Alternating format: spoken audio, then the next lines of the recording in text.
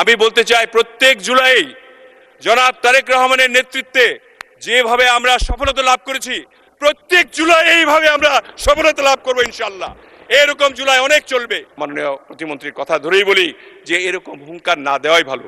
জুলাই আন্দোলনে আপনার প্রায় 1400 লোক প্রাণ দিয়েছে। সেই 1400 লোকের প্রাণের মধ্যে প্রায় 1000-এরও বেশি বিএনপির ছাত্র দল, যুব দল, স্বেচ্ছাসেবক দল, শ্রমিক দল, বিএনপির লোক সকলে মৃত্যুবরণ করেছে।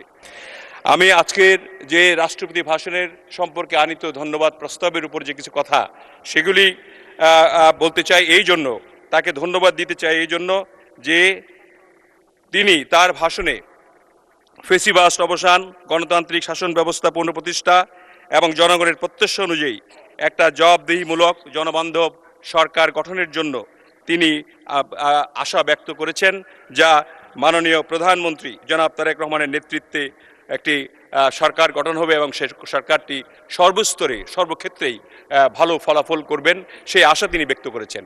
সেই জন্য আমি ধন্যবাদ জানাতে চাই আমাদের সেই বক্তব্যকে, যিনি আমাদের শহীদ রাষ্ট্রপতি জনাব শাহাবুদ্দিন সাহেবকে।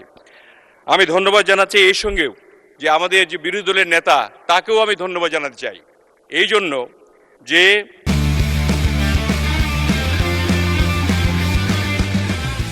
তিনি আমাদের যে আন্দোলনের সময়, যে আন্দোলনটা যখন হয়েছিল তখন তখন আমরা জেলে, আমাদের মাননীয় প্রতিমন্ত্রী জনাব সালাউদ্দিন টুকু তিনি বললেন যে জেলে থাকার সময় আমি জেলে ছিলাম, তিনি জেলে ছিলেন, যা আমাদের পানি সম্পদ মন্ত্রী শহীদুদ্দিন চৌধুরী জেলে ছিলেন, একসঙ্গে আমাদেরকে অনেককে এক জেলে পোড়া হয়েছিল, আমাদেরকে মেরে ফেলার জন্য অপু সাহেব জেলে ছিলেন। আমরা সবাই মিলে যে জেলে থাকা অবস্থায় যে ওনাদের যে সেক্রেটারি জেনারেল গোলাম পরোয়ার সাহেব যখন ছিলেন, ওইখানে একদিন তার চোখ বেঁধে তাকে নিয়ে যাওয়া হচ্ছিল রিমান্ডে। চোখ বেঁধে নিয়ে যাওয়ার সময় এই শহীদুদ্দিন চৌধুরী দাঁড়িয়ে হুঙ্কার দিয়ে বলেছিল যে তিনি মাননীয় সংসদ সদস্য ছিলেন, তার চোখ বাঁধা হচ্ছে কেন, এইভাবে হুঙ্কার দিয়ে তাদের এই ডিবির অফিসারদেরকে কম্পিত করেছিলেন। সেই নেতা তার বিরুদ্ধেও আজকাল আপনারা এই বিরোধী দল থেকে কথা বলা শুরু করেছেন।